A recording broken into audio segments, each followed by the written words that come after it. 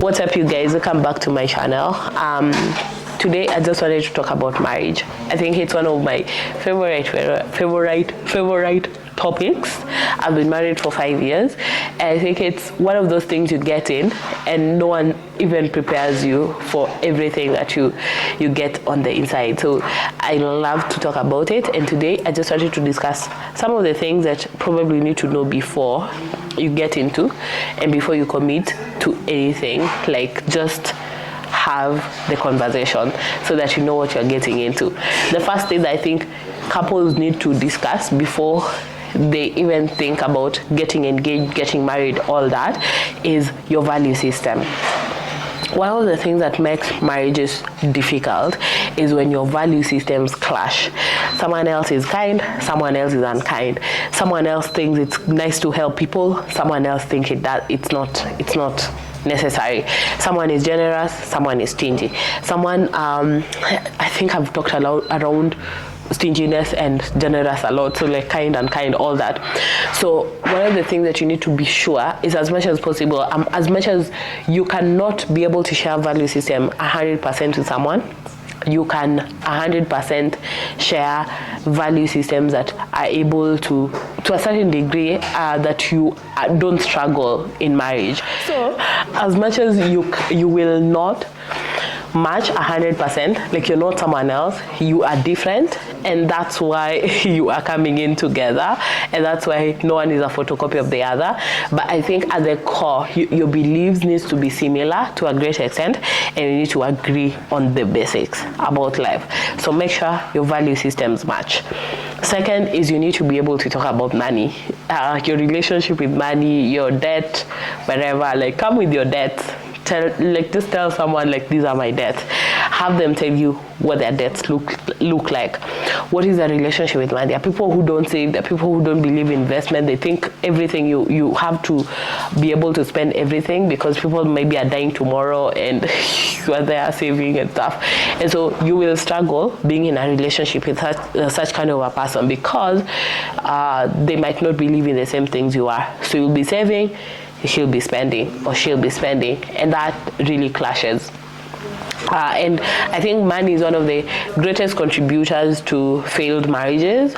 Maybe communication comes close, but you need to be able to be sure about the money status of the other person, and be okay with it before you get into it.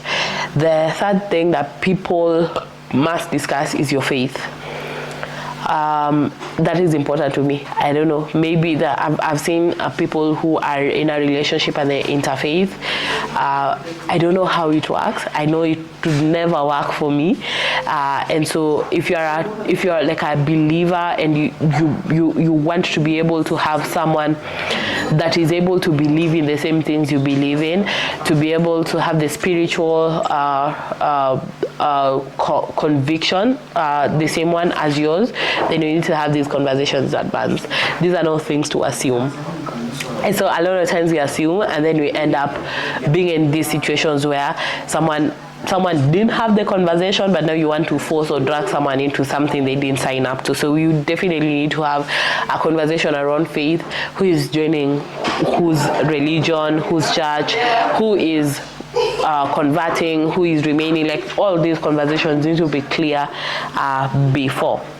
The fourth thing is, have a clear discussion around the previous relationships. I think as much as you don't get into in depth about what happened and why they're in this place, I think it's important to be able to get a history so that you know what to expect. So I would be very keen to know, like, why did you break up with the final person? I don't need to know them. I don't need to be able to have a relationship. I just need to know, like, why you broke up. Part of it is there are people who are abusive. There are people who are just wired to negatively talk about other people. Like, one of my biggest red flag when I was dating, if someone come to me and mouth their ex with me, and say like nasty things about them. Like I as much as relationships fail, as much as people are people, it's such a red flag when someone just has negative things to say about someone else and paint themselves white, like they never did anything. The other person did all things. So have those conversations and be able to judge for yourself. The fifth thing is whether you want children or not. There's a debate currently going on around whether people should have children or not and all these other things. And although it's cute on paper, like people are having discussions about these things, these are very touchy subjects where you cannot just blindside someone, get into a marriage and then tell them I don't want to have kids or I want to have kids. And so you need to be able to have these conversations prior. Do you want to have, do you see children in your future? I care about children, you don't, and those needs to be conversations that people have before they actually get into. And tied into this is your status. You need to be able to reveal some of these things, your status, if it will inherently affect the marriage. I have seen people nowadays open up to going for sickle cell testing and other testing to be able to be aware, so that you make an informed decision getting into it. So these are things that need to be had prior, even before an engagement, so that you'll be able to make an informed choice. The last thing is expected roles. I think expectations is where relationships rise and fall. You might have expectations that the other person cannot be able to fulfill. So there are people who want to be able to have a very traditional kind of a relationship. So you want a traditional wife who will clean, cook, do all these things. Not every lady is like that. And although there are certain ladies that are like that, and you will get someone who will be able to match up to whatever you want, you cannot assume that everyone can match up to whatever you want. And so if that's a deal breaker for you, spell it as a deal breaker. You want what you want, it's okay. But then not everyone can be able to match up to whatever you want. The same as husbands. There are people who want their husbands to play traditional roles, like provide for everything, make sure I am spoiled, I don't want to work, you pay me an allowance. Things need to be communicated well in advance. So if it doesn't matter to you, then that's okay. If it matters, then that's a deal breaker, and that ends there, because these are some of the things that then present issues when you get into a marriage and you expected one thing but you never communicated it, and no one is an angel, so people will not know what you don't communicate. And so what I underscore in all this, over-communicate, communicate until you have spoken about everything that needs to be spoken about.